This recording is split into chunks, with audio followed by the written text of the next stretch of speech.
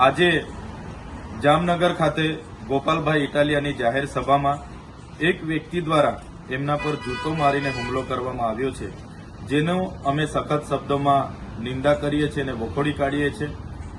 ગોપાલભાઈ ઇટાલિયા અમારા ધારાસભ્ય છે, લોકપ્રિય નેતા છે અને આમ આદમી પાર્ટી એ ગુજરાતના તમામ વર્ગના લોકો માટે આજે અવાજ બની રહી છે।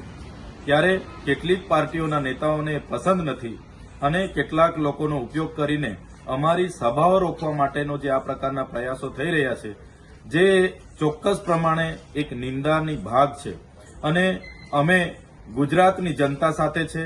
આવી રીતના અમારા લોકો પર હુમલાઓ અમે કોઈ પણ ભોગે સાખી નહીં લઈએ અને ગુજરાતની જનતા માટે અમે લડીએ છીએ અને લડતા રહીશું।